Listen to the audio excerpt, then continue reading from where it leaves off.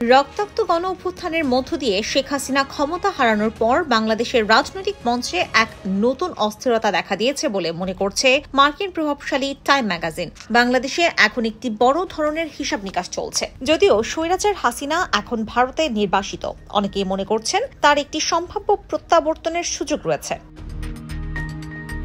হাসিনার ১৫ বছরের শাসন শেষে দেখা যায় দেশের প্রায় প্রতিটি সরকারি প্রতিষ্ঠান আওয়ামী লীগের মাধ্যমে রাজনৈতিকীকরণ হয়েছে। সেনাবাহিনী, বিচার ব্যবস্থা, সিভিল সার্ভিস এবং নিরাপত্তা বাহিনীর প্রতি মানুষের বিশ্বাস কমে গিয়েছিল। অন্তর্বর্তীকালীন সরকারের প্রধান উপদেষ্টা ডক্টর মোহাম্মদ ইউনূসের মতে এই সংস্কারগুলো দেশকে দুর্নীতি, লুটপাট এবং গণহত্যার বিরুদ্ধে লড়াইয়ে সহায়তা করবে। তবে নতুন সরকারের সামনে অসংখ্য চ্যালেঞ্জ রয়েছে। বিশ্লেষকরা মনে করেন অন্তর্বর্তী সরকারে কোনো রাজনৈতিক দলের উপস্থিতি না থাকায় নতুন নির্বাচনের দাবি আরও জোরালো হবে। এই সরকারের বৈধতা আছে, জনসমর্থন আছে, কিন্তু জনপ্রতিনিধিত্ব নেই। যদি ডক্টর মোহাম্মদ ইউনূসের সংস্কার প্রক্রিয়া ব্যর্থ হয় এবং জনগণের মধ্যে আবার হতাশা তৈরি হয়, তাহলেই জনগণ হাসিনার শাসনামলকে আরও ইতিবাচকভাবে দেখতে শুরু করতে পারে। হাসিনার শাসনামলে বাংলাদেশকে এশিয়া প্রশান্ত মহাসাগরীয় অঞ্চলের সবচেয়ে দ্রুত বর্ধনশীল অর্থনীতির দেশ হিসেবে দেখা হতো। যদিও সে সময় বৈষম্য ও রাজনৈতিক নিপীড়ন ব্যাপক আকারে ছিল, তা সত্ত্বেও দেশের অর্থনীতিতে বেশ কয়েকটি গুরুত্বপূর্ণ সাফল্য অর্জিত হয়।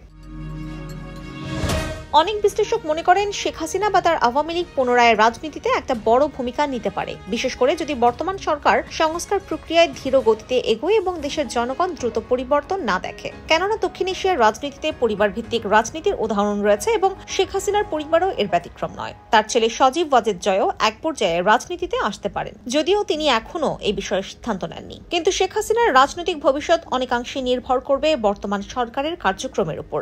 যদি নোবেলজয়ী ইউনূসের নেতৃত্বাধীন অন্তর্বর্তী সরকার উল্লেখযোগ্যভাবে সফল হয় এবং দেশের অর্থনৈতিক ও সামাজিক অবস্থার উন্নয়ন করে, তবে হাসিনার প্রত্যাবর্তনের সম্ভাবনা কমে যেতে পারে। আর যদি বর্তমান সরকারের কর্মকাণ্ড জনগণের প্রত্যাশা পূরণে ব্যর্থ হয়, তাহলে শেখ হাসিনা ও তার দল পুনরায় রাজনৈতিক প্রভাব ফিরে পেতে পারে। ডক্টর ইউনূস নিজেই বলেছেন, দুর্নীতি, লুটপাট এবং গণহত্যার বিরুদ্ধে একটি দায়বদ্ধ রাজনৈতিক ব্যবস্থা প্রতিষ্ঠা করাই রাষ্ট্র সংস্কারের উদ্দেশ্য।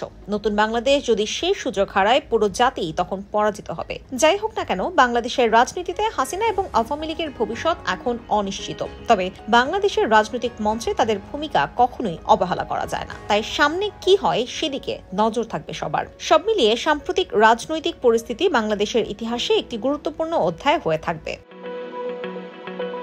IBTV USA News Desk।